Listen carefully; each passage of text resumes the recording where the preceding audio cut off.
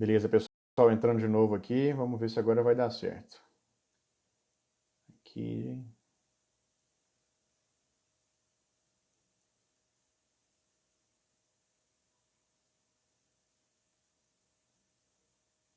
Ainda não.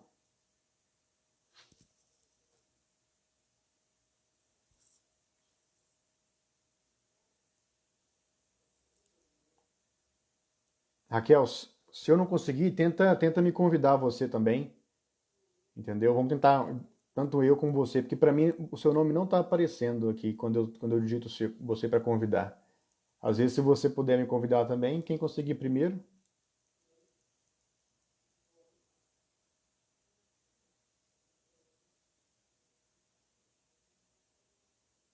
tá?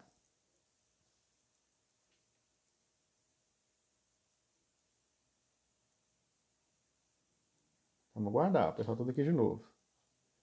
A live vai ficar gravada assim, tá, pessoal? Eu aprendi como é que grava. Aí, ó, vamos ver se agora, agora acho que vai. Aí, beleza. Vamos ver se agora dá certo.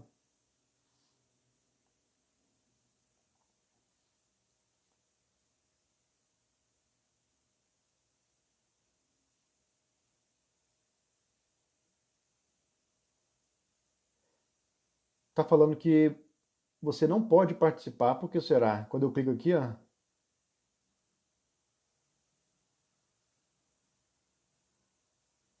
curioso, vamos ver. Eu clico para te convidar, fala que não pode participar. Que coisa engraçada.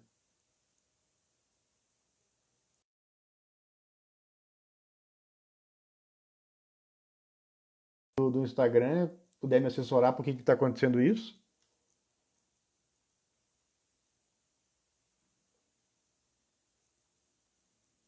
Hein, pessoal? Aqui, ó. Aparece ela aqui, ó. Fazer uma transmissão ao vivo. Eu clico, fazer uma transmissão ao vivo, que o Martinez não pode participar. Aqui, ó. Aí.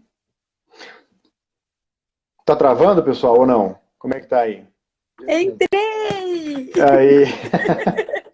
Oi, Tudo bem, Raquel? tudo bem? Deu certo agora. Pessoal, agora só Uhul! confirma pra gente se o áudio tá legal, se tá tudo bem, se tá travando, tá? Eu acho que tá, pra mim tá bom. Pra você tá bom aí, Raquel? Tá ótimo. Então, beleza, então. Bom, pessoal, é um tema bastante interessante, né? Eu convidei a doutora Raquel, pós-doutora Raquel, um especialista aí em emoções, ansiedade é um tema de estudo, né, Raquel, o seu aí, e eu acho que é um tema bastante atual para o nosso momento que a gente vive. Nossa, com A gente vai comentar certeza. sobre isso, né, na nossa, aqui no roteiro que eu fiz sobre o assunto. Primeiro, eu gostaria que você se apresentasse para o pessoal, falasse um pouquinho do seu trabalho, e depois a gente começa a discutir o conteúdo mesmo, propriamente dito. Seja bem-vinda. Muito obrigada, doutor Leonardo. É um prazer estar aqui, poder falar de uma coisa que eu adoro muito, que é a minha paixão, que é a neurociência. E na neurociência a gente tem os transtornos de ansiedade. Então, eu sou a Raquel, eu fiz biologia na USP de Ribeirão. Aí, não satisfeita, agora eu entrei em outra graduação, então faço medicina para animar, né? Aí eu fiz mestrado e doutorado em neuropsicofarmacologia. Eu fiz um pós-doutorado em neuroanatomia na USP. Eu fiz um segundo pós-doutorado na New York University com o pai, que a gente pode falar que é o pai da neurobiologia das emoções, né, que é o Joseph Ledoux. Depois eu fiz um terceiro pós-doutorado na neurocirurgia, aqui na Faculdade de Medicina da USP, e trabalhei como pesquisadora na Universidade de Paris-Sud, em Paris, e aqui no Hospital Sírio-Libanês. Hoje eu sou coordenadora da pesquisa, do estudo de psiquiatria, do ambulatório de autismo, principalmente dos meninos superagressivos, e eu sou orientadora da pós-graduação, pesquisadora do Sírio, orientadora da pós-graduação, mestrado e doutorado, estrito senso, né? E aí, fora isso, eu tenho mais importante, minha contribuição para o mundo, que são minhas gêmeas, né? A Bia e a Camila. Então é isso. É esse meu mês, essa sou eu. Não, excelente, né? Então, assim, eu acho que o tema de hoje está totalmente atrelado aí ao seu trabalho, né? Ao seu dia a dia. Para a gente começar, assim, ansiedade não é uma coisa muito fácil de definir, não, né, Raquel? O que é ansiedade? Assim, uma definição mais legal, mais verdadeira de ansiedade que você já viu. A que eu mais gosto é esse estado emocional de apreensão, de incerteza. E se a gente for pensar nessa atualidade, nessa situação que a gente está hoje, dessa incerteza assim, ai, será que a gente vai conseguir voltar a trabalhar? Será que a gente vai poder sair de casa? Será que a economia vai voltar? Será que... Então, assim, isso é super atual e representa muito essa situação, que é a situação de ansiedade, dessa apreensão, dessa incerteza do que vai acontecer. Eu vi assim, eu estava estudando um pouquinho sobre a definição, né? Até muita gente confunde ansiedade e medo, né? Eu vi assim que o medo, não sei se você pode até me corrigir, o medo está muito voltado para uma coisa mais do presente. E a ansiedade tem a ver com algo do futuro, com uma expectativa em relação ao futuro. Como é que é isso, assim, essa diferença real entre medo e ansiedade que você diz para nós? Então, a gente usa muito como sinônimos, né? A gente fala, ai, eu tô com medo, eu tô com ansiedade, a gente usa muito como sinônimos, mas elas não são a mesma coisa. Então, vou dar um exemplo para a gente entender muito bem. Então, faz de conta que a gente está na Praça da Sé, meia-noite. A gente está lá andando na Praça da Sé, não aconteceu nada. Nada, nada, nada. Só o fato da gente estar ali, tá escuro, a gente não saber o que pode acontecer. Nossa, será que vai vir alguém? Será que eu vou ser assaltado? Será que... A gente está ansioso. A partir do momento que apareceu alguém, por exemplo, apareceu alguém para assaltar a gente, aí você tem um estímulo, uma coisa real. Aí você tem medo. Então, qual seria a definição para distinguir os dois?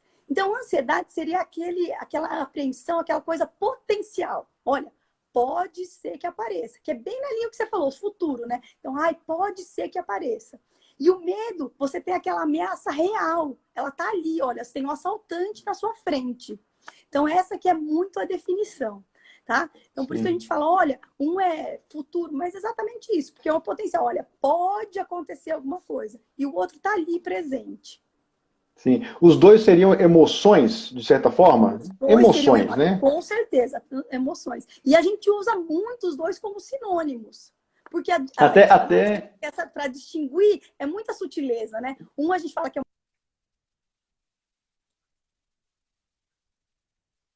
como se fosse sinônimos do dia a dia. Aqui. Melhorou? Travou um pouquinho. Aí, agora melhorou. Então, melhorou. Por isso que a gente usa os dois como sinônimo, que é uma coisa potencial e uma coisa real. Mas a gente usa muito como sinônimo exatamente isso, porque é um estado de apreensão, é um estado de incerteza. Então, a gente usa muito isso, mas tem essa distinção na definição. Eu não sei se você comentou aí porque cortou, mas assim, tem muito a ver com o momento atual, né? Um momento de muita incerteza sobre como é que os fatos vão se desenrolar. A gente está tomando algumas medidas agora que são preconizadas aí pelo OMS, mas muita gente ainda... É uma coisa nova, então a ansiedade se encaixa perfeitamente em situações como essa, né? Quando a gente começa a olhar para o futuro sem entender o que realmente pode acontecer. Não, e com certeza, esse fato da gente não saber o que vai acontecer, a gente não ter o controle, mudei de lugar para ver se para de travar. Da gente não saber exatamente o que vai acontecer amanhã, quando a gente vai conseguir sair na rua tranquilo, quando a economia vai voltar, quando a gente vai conseguir retornar à rotina. Porque essa coisa de ter a sua rotina é uma coisa que diminui muito a ansiedade, né? Se você for pensar, você ter uma rotina, você já sabe o que vai acontecer, você consegue reduzir muito o nível de ansiedade. Porque você planejou, né? Ah, eu vou fazer isso. Então, você consegue reduzir bastante o nível de ansiedade. Já tem uma dica já então. Então, quanto mais você for uma pessoa organizada, né, com tópicos, com uma rotina já pré-estabelecida, menos espaço tem para decisões que você ainda não sabe o que pode acontecer, né? Então, é uma dica boa, né, Raquel, essa aí, de se organizar. Com certeza. Só que tem que ser muito tranquilo para flexibilizar, né? Porque às vezes a gente faz um planejamento e o planejamento não sai exatamente, né? Pode gerar mais ansiedade, né? Então tem que tomar muito cuidado nesse ponto. Então, assim, é bom ter uma rotina para tentar diminuir a ansiedade, com certeza é uma coisa muito boa, só que você tem que estar com esse ponto de poder flexibilizar, né? Se for uma pessoa muito, olha, a rotina tem que ser assim, se sair alguma coisa, eu não vou conseguir fazer, não vou... Então você tem que estar muito atento a essas nuances. Tá? E aí eu acho que já abre a brecha para a gente discutir também uma coisa interessante, que é assim, muita gente fala no dia a dia ansiedade, e o próprio medo também, como sendo algo ruim, como sendo algo patológico. E não é bem por aí de jeito nenhum, né? Tem total função fisiológica para o organismo, para o cérebro, a questão do medo e da ansiedade, né? Em que questão evolutiva que se inseriu assim para proteger o ser humano, a nossa vida, assim? Então vamos pensar o seguinte, eu sempre coloco a ansiedade como uma coisa protetora. Por exemplo, vamos pensar na parte evolutiva. Nenhum animal ia se arriscar em nenhum ambiente aberto, a se expor, a ficar no meio do... Se tivesse uma área bem descoberta, ninguém ia ficar ali. Por quê? Pode aparecer alguma coisa, pode... Então, o que acontece? Isso, a gente acaba considerando a ansiedade como uma coisa protetora. Então, a ansiedade não é ruim. Tem uma curva bem conhecida de Donsky, que é o seguinte... em relação à aprendizagem, e ansiedade. Então, o que acontece? O que essa curva fala? Que quanto mais ansioso você vai ficando, melhor vai ser seu desempenho. Então, mais ansiedade, melhor o desempenho. Perfeito. O que acontece? Chega uma hora que o nível de ansiedade está tão alto que o desempenho não melhora. E ele começa a fazer o quê? O desempenho começa a cair. Então, é isso que a curva fala.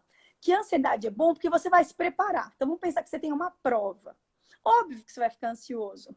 Hoje, por exemplo, eu tinha essa live com você. Imagina, minhas crianças tinham que dormir, porque senão como que eu ia conseguir falar? Então, eu fiquei super ansiosa. Falei, gente, as crianças precisam dormir. Então, o que acontece? Você acaba tendo, olha, então vou ter que fazer uma rotina aqui, vou ter que fazer um desempenho máximo para as crianças dormirem para não ter problema. Então, a gente se prepara muito. Então, o bom da ansiedade é que a gente vai se preparando. Só que o que acontece? Chega uma hora que a ansiedade está tão alta, que o desempenho começa a cair. Então, assim, aqueles brancos que a gente fala, olha, o indivíduo foi fazer a prova, ele estava tão ansioso, mão suando, estava taquicárdico. E aí, o que aconteceu? O desempenho caiu. Ele teve um branco, não conseguiu fazer a prova, e aí, em vez de ele ter uma nota boa, ele... Aí que entra essa parte do transtorno. Por que acontece? A ansiedade é natural. Não tem como eu falar assim, olha, eu não quero ter ansiedade. Eu quero ter uma vida sem ansiedade. Não existe, gente. Desculpa, não existe. A ansiedade é uma coisa boa para a gente se preparar, para a gente dar. Sem ansiedade, a gente se dá mal, né? Sem ansiedade, não precisa dela. A gente não ia se preparar, não ia fazer nada. Então, a ansiedade é uma coisa super boa, adaptativa. Só que o que acontece? Quando ela é em nível muito alto, ela acaba prejudicando. Então, o que acontece? Vamos pensar nos transtornos de ansiedade, quando está muito alto? Sim. Os indivíduos não conseguem sair de casa. Os indivíduos, vamos pensar no pânico, transtorno de pânico. Então, aquela sensação de morte iminente, que vai dar alguma coisa errada, que eu não posso sair. Então, você vê que acaba aquelas fobias extremas. Então, a gente tem fobia de lugares novos, fobia social. Então, a gente vê que acaba acarretando num prejuízo das funções do dia a dia, do cotidiano. Então, a gente não consegue fazer as atividades do dia a dia por causa disso, porque é um transtorno de ansiedade. Se fosse o nível normal, a gente conseguiria fazer tranquilamente as nossas funções. Tá? Perfeito.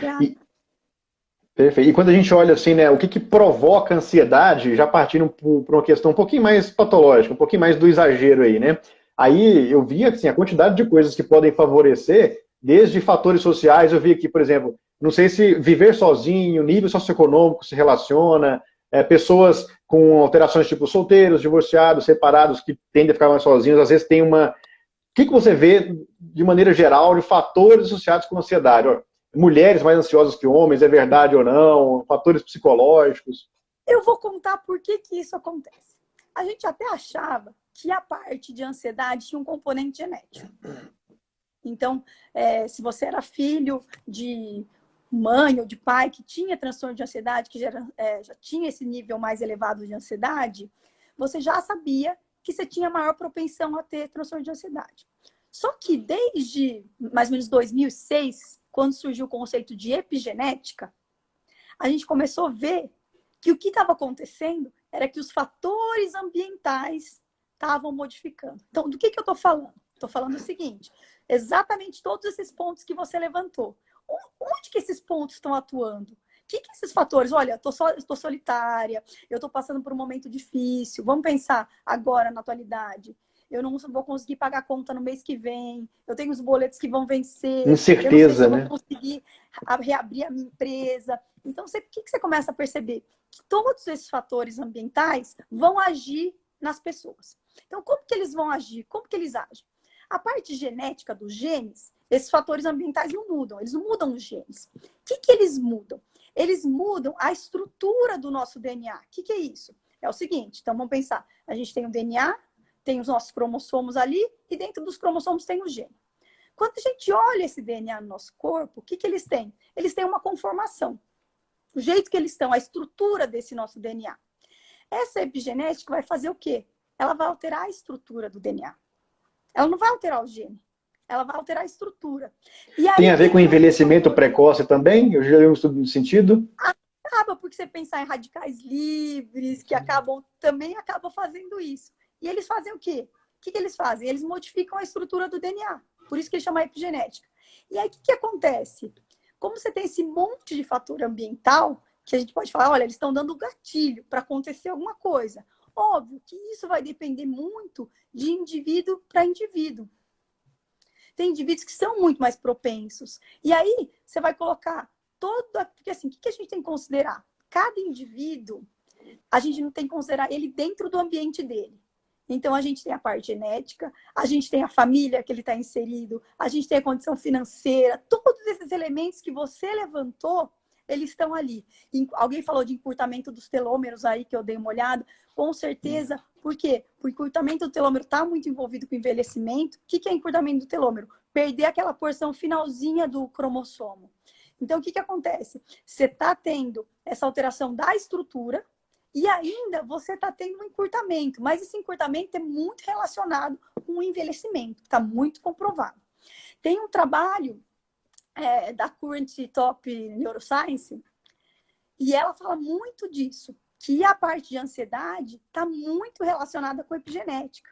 A gente até colocava essa parte de fator genético. A gente fala, olha, está envolvido. Só que quando apareceu esse conceito de epigenética, que eles começaram a estudar em 1970, claro, né?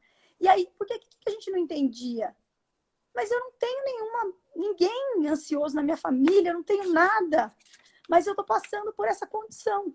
Porque o que a gente pensa? Se a gente for olhar transtorno de ansiedade, a gente tem que 30% da população mundial tem transtorno de ansiedade. Bastante, né? Aqui, na região da Grande São Paulo, tem um estudo do pessoal aqui da USP, da psiquiatria, colocando 33% das pessoas na Grande São Paulo com transtorno de ansiedade. E aí, a hora que a gente vai olhar, deixa eu ver a idade dessas pessoas. Elas estão na faixa economicamente ativa. E aí, a gente vai olhar dados da Previdência. A hora que a gente pega os dados da Previdência, a gente vê que a segunda maior causa de afastamento é transtorno de ansiedade. Então, você está vendo como tudo acaba, olha, eu preciso trabalhar, eu tenho... Não é só biológico, né? É uma coisa muito mais ampla, né? Por isso que a gente fala que tem que olhar os indivíduos com essa delicadeza. Não adianta ir para a parte genética, não adianta falar, olha, isso aqui tem que ser individualizado. Tem que colocar o contexto do indivíduo, o que ele está passando, porque tudo isso influencia. Essa parte ambiental... E cuidar dos nossos ambientes, né, Raquel? Os ambientes que a gente vive tem que ser ambientes saudáveis, porque eles modulam o nosso cérebro, de certa forma, o nosso comportamento, certeza. Né? E a gente tem que pensar até no sono. Pode ver, quando a gente está muito ansioso, fica muito difícil dormir. Então, a qualidade do sono fica muito ruim. A gente vê que acaba casando. E aí, o que acontece? Você tem uma qualidade de sono ruim, você tem uma produção de neurotransmissores ruim. Então, neurotransmissores ruins, o que acontece? Olha, vamos pensar nos transtornos de ansiedade, todo aquele desbalanço de neurotransmissor. Aí, o que a gente fala? Olha, por isso que essas rotinas que a gente fala de higiene do sono, você ter uma rotina para dormir, ter aquele espaço, como você faz para dormir, para tentar se acalmar, para tentar tirar aquele monte de pensamento. Só que o que acontece? Se você está numa situação difícil, no trabalho, olha, como que eu vou pagar a conta? fica muito difícil você tentar fazer isso. Olha, eu vou tentar não pensar. Você concorda? Por mais que a gente fale, olha, o ideal é fazer... É inconsciente, né? Com certeza. Inclusive, até puxando esse gancho, alguns fatores que geram ansiedade para a gente, eles não são necessariamente conscientes, né? Às vezes, no dia a dia, coisas acontecem e deixam a gente ansioso, disparam reações da amígdala, você pode depois comentar mais sobre isso, sem que a gente nem tenha consciência de que esse fator está ali causando algum tipo de afetação na gente. Não, com certeza. Deixa eu só comentar esse negócio da amígdala que você falou para o pessoal entender um pouquinho. Então, o que acontece? Por que a gente tem medo ou a gente tem ansiedade? O que do cérebro vai sinalizar que aquilo é perigoso? Então, a gente tem uma estrutura bilateral, que a amígdala, não é a amígdala daqui, gente, é a amígdala cerebral, né? Sempre quando eu falo um pouco da amígdala, o pessoal acha que eu tô falando mudou de nome. Tem o pessoal que acha mesmo. Isso. Então, eu tô falando da amígdala cerebral. Então, o que acontece na amígdala? A amígdala que dá essa conotação de perigo para as coisas. Como que eles descobriram isso? Então, vamos ter uma ideia. Então, começou de experimentos bem antigos que eles fizeram com macacos. Então, o que eles fizeram? Eles expunham macacos. Macacos têm, eles não gostam de cobra. Eles têm fobia, né? A gente pode pensar como fobia, né? Mas eles têm esse medo inato de cobra e de aranha. Então, o que eles faziam? Eles expunham esses animais a aranha e a cobras de plástico. Óbvio que o animal não sabia que era de plástico, né? Era só para dar esse disparo, gerar o medo. E aí, automaticamente, os animais pulavam, tentavam fugir desses objetos. Aí, o que eles fizeram? Eles fizeram uma lesão na amígdala bilateral e removeram cirurgicamente a amígdala. E aí, pegaram o mesmo animal e colocaram esse animal em frente a esses mesmos estímulos. Ou seja, se fosse um medo inato, ele ia ver os animais e ia tentar fugir. Só que o que aconteceu? Esses indivíduos, esses macacos, olhavam, pegavam na mão, tentavam comer, não reconheciam esses objetos como sendo perigosos. E aí a gente vai olhar vários relatos de pacientes que têm calcificação da amígdala. Tem uma paciente que é muito conhecida na literatura. Simulando uma lesão na amígdala, né? Simulando uma lesão na amígdala. Exatamente isso. Porque em humanos, o que a gente vai fazer? A gente vai, né, abrir o cérebro de alguém? Não dá. Então, assim, para tentar simular, tem essa doença que calcifica a amígdala.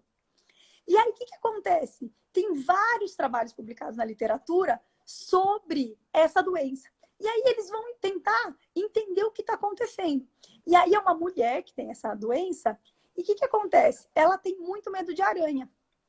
E aí, o que eles fazem? Lá nos Estados Unidos, principalmente, tem aqueles pet shops de animais diferentes. Então, tem um pet shop de aranhas. E aí, como se entrasse numa jaula, uma gaiola, e eles foram fazer isso com ela. Ela dizia que quando ela era pequena, ela morria de medo de aranha. E aí, ela entrou nesse pet shop, colocaram ela na gaiola, e assim, ela morria de medo de aranha. Era uma coisa que ela falava, olha, eu tenho medo de aranha. E ela entrava e começava a pegar as aranhas na mão. E ela fala, e o pessoal perguntou, né? Mas por que você pegou aranha? Você não tinha medo de aranha? Ela falou, não, sabe o que é? É que eu fiquei com muita curiosidade de ver o que era, de olhar. Então, essa amígdala que vai dar essa conotação de uma coisa perigosa. É aí que a gente começa a entender como que o cérebro está processando tudo isso que está acontecendo.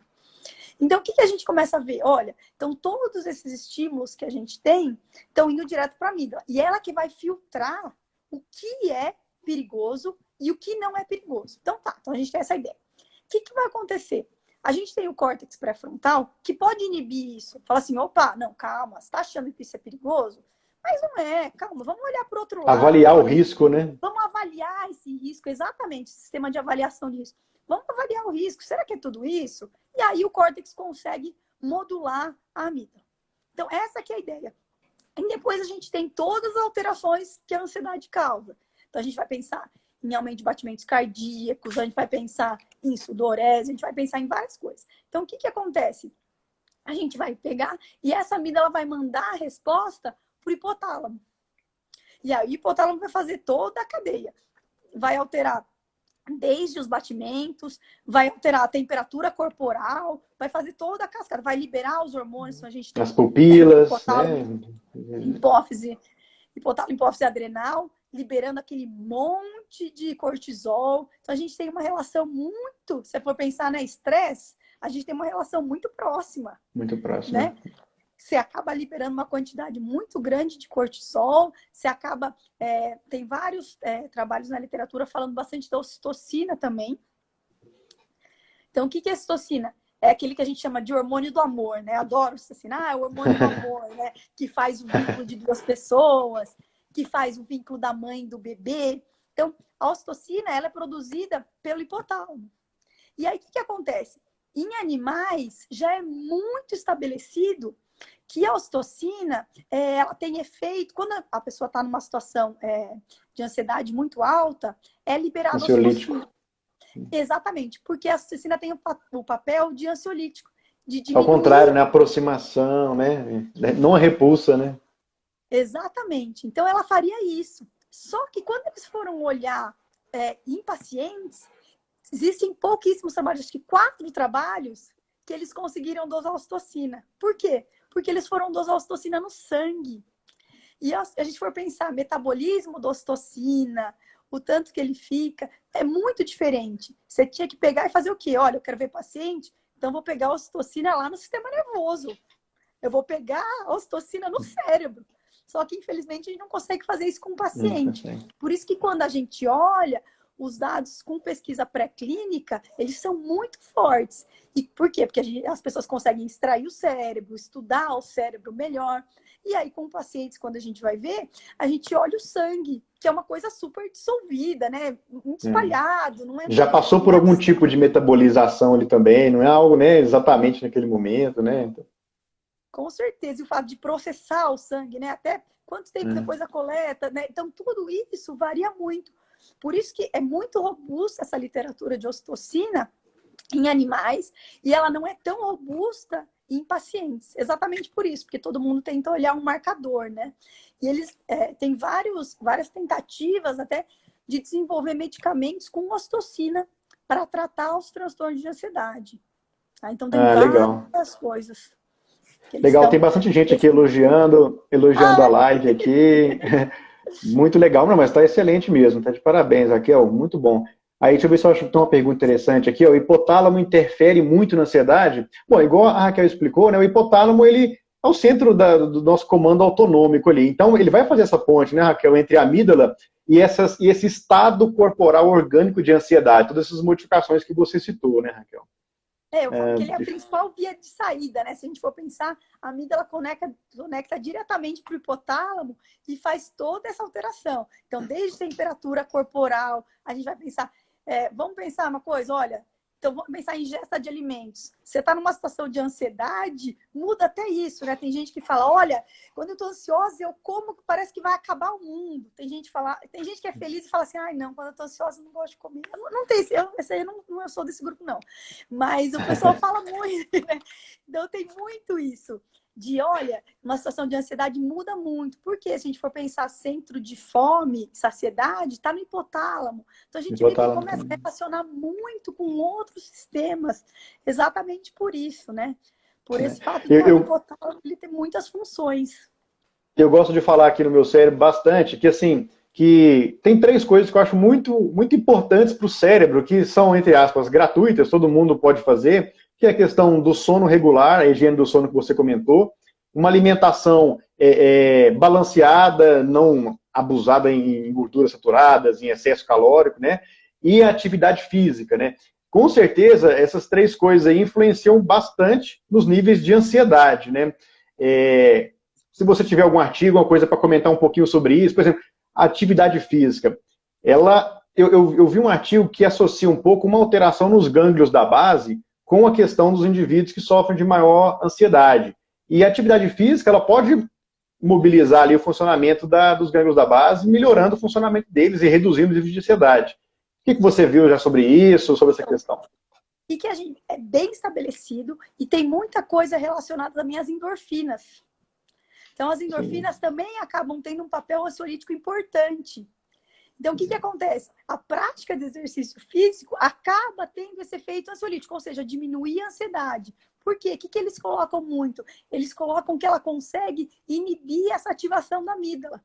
Então, é uma maneira de, em vez de você inibir via córtex pré-frontal, você consegue inibir com essas endorfinas. Então, isso já é muito bem estabelecido. Outra coisa que você falou do sono. Se a gente for pensar no sono, a gente tem um sistema ativador reticular ascendente, que está totalmente conectado com a amígdala. Por isso que a gente percebe que quando a gente está muito ansioso, a primeira coisa que vai embora é o sono.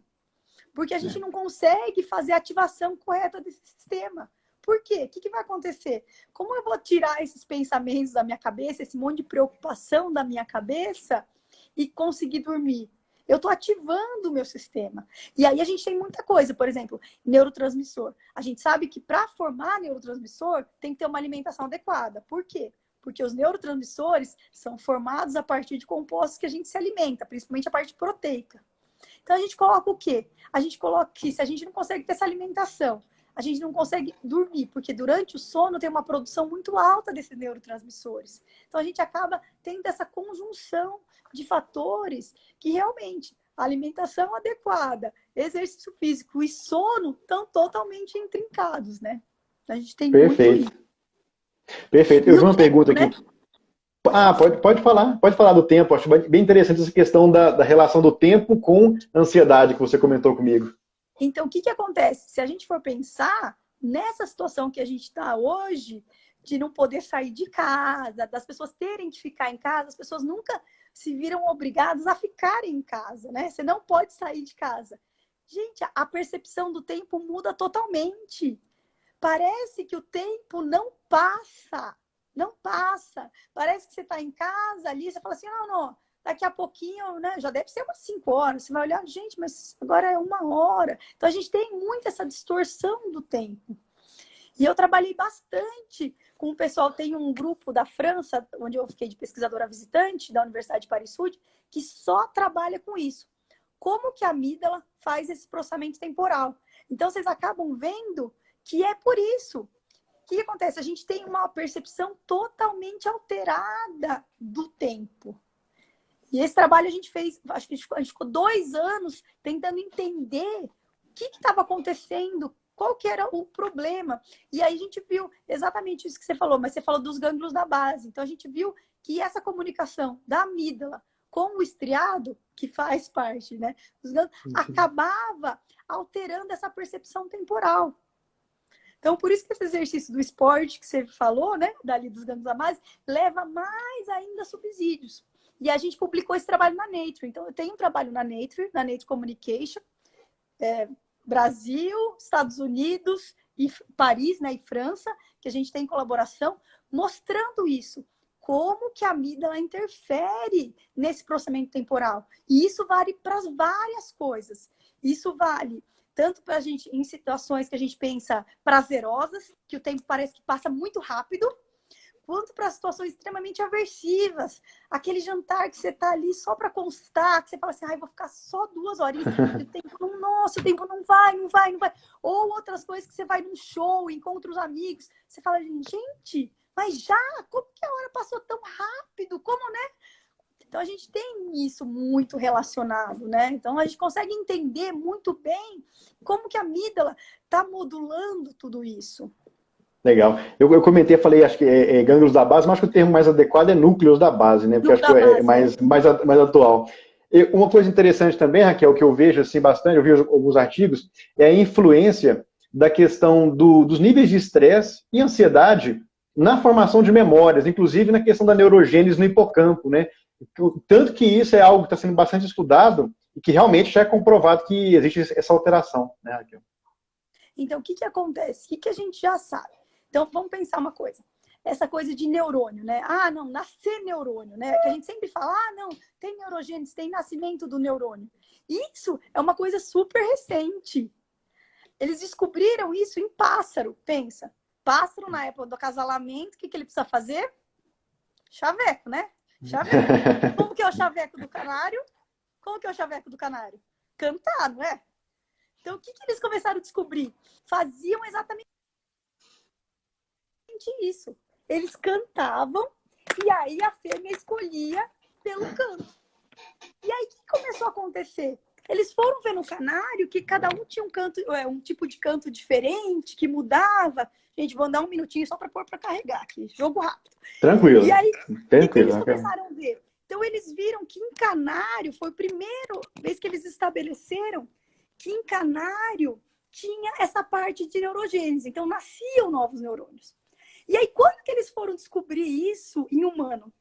Em 1998. Pense como é uma coisa recente, né? Recente demais, é muito legal por causa disso, né? Você pensar que em 98 eles foram descobrir que nascia neurônio. E aí, como que eles descobriram que nascia neurônio? Eles foram pegar pacientes com câncer, que tomavam o BRDU, né, que é um metabolismo. O que ele faz, esse metabolismo, esse produto? Ele fica incorporado nas células novas. Então, o que a gente tem? Eles foram pegar pacientes que tinham falecido, pediram autorização para a família, óbvio, tudo, né? Comitê de ética, todos esses trabalhos são trabalhos publicados em revistas muito boas, com rigor científico. E aí eles foram olhar o cérebro das pessoas. E eles viram o quê? Eles viram que tinham novos neurônios que nasciam em regiões bem específicas desses pacientes. Então, onde a gente tem neurogênese muito bem estabelecido? No bulbo olfatório, né, de cheiros, e no hipocampo. Então, a gente tem isso no hipocampo. E aí, quando você perguntou de memória, então, por que eu falei tudo isso? Falei tudo isso para chegar na memória. Você está vendo que... Tá perfeito. O que acontece? Então, peraí, então nascem novos neurônios no hipocampo. E aí, eles foram olhar o quê? Que além de nascer novos neurônios no hipocampo, tinha plasticidade. Então, como que eram formadas essas novas memórias? Eram formadas essas novas memórias por causa da plasticidade. Então, o que seria a plasticidade? Mudar a estrutura. Então, mudar um prolongamentozinho do dendrito, alterar um pouquinho esse dendrito. E aí, o que a gente percebe? Que isso acabava consolidando a memória. Então, era um jeito de consolidar. Tem uma memória de longa duração, que a gente chama de LTP, que faz isso. Então, o que acontece? A gente tem que... Vamos pensar nas nossas lembranças? Quando a gente tem nossas lembranças, fala assim, olha... Qual que é a lembrança mais recente que você tem? Né? Qual que é, né? De quando você era menor, o que você tem? Pode ver que a gente tem muita lembrança de coisas com conteúdo emocional. Por quê? Porque a amígdala que dá esse conteúdo emocional. E a hora que a gente pensa na ligação da amígdala com o hipocampo, ela tem projeção direta. Então, aí que a gente vê. Então, aí que a gente entende, olha, então é isso. Por isso que fica muito mais fácil guardar memórias quando tem alguma conotação. Ou que você teve uma experiência muito boa, nossa, foi uma coisa muito legal, aconteceu, foi meu primeiro beijo, ou foi uma coisa muito triste, vamos pensar que morreu alguém, sabe, algum acidente. Então, a gente consegue ter muita lembrança por causa disso. Porque a gente tem essa conexão da amígdala com essa parte emocional, né, com o sistema límbico, e a gente tem essa parte do hipocampo, fazendo essa consolidação das memórias. Por isso que fica muito mais fácil guardar coisa com conteúdo emocional. Legal. E assim, aí isso vem muito, né? Tem muito a ver com o que você comentou das neuroaminas, principalmente da noradrenalina, também tem a serotonina, que vão ativar a amígdala e vão causar essa ativação aí em algumas regiões do hipocampo, do hipotálamo e tudo. E tem também a parte GABAérgica também, que está muito associada com os benzodiazepínicos, pela simulação dele, que vai, de certa forma, inibir um pouco alguns estados da amígdala ali, né? E vai deixar a pessoa com menos ansiedade. Inclusive, um dos tratamentos para ansiedade, que é um tipo de medicação que a gente usa, né? Mas, assim, não falando do ponto de vista de medicamento, uma série de hábitos de vida podem diminuir nossa ansiedade, desde meditação, a gente já falou da atividade física, do sono adequado, né? Eu vi bastante gente perguntando sobre a questão da alimentação. Você tem alguma coisa assim sobre a questão de álcool, nicotina e cafeína? O tanto que isso interfere nos níveis de ansiedade? É muito mito? O que você tem visto sobre isso? Então, o que acontece? Uma coisa que tem muito bem estabelecida é o álcool agindo no córtex pré-frontal. Então, a gente pensa, né, que o que acontece? O álcool, ele se liga no receptor GABA, o receptor GABAérgico que você acabou de falar. Então, o que acontece? O álcool tem um sítio de ligação no GABA. Então, o que a gente tem? A gente tem no córtex pré-frontal toda essa parte de tomada de decisão. Controle, né? controle de impulso, controle, né? Então, a gente pensa, ó, fala, olha, o pessoal, né, saiu à noite, né, encheu a cara, tal. Fala assim, não, eu não fiz isso. No outro dia um amigo liga e fala, o quê? Você fez isso? O que que você... Aí a pessoa fala, não fiz isso. Imagina, não, o que que aconteceu? Porque o que que acontece? O álcool acaba interferindo nesse GABA e acaba desinibindo, né? Ele deixa entrar mais, ele altera toda a parte desse controle da que a gente tem. Então, o que que acontece? Acontece o seguinte, a hora que a gente pensa nisso, quem teria que inibir a amígdala é o córtex.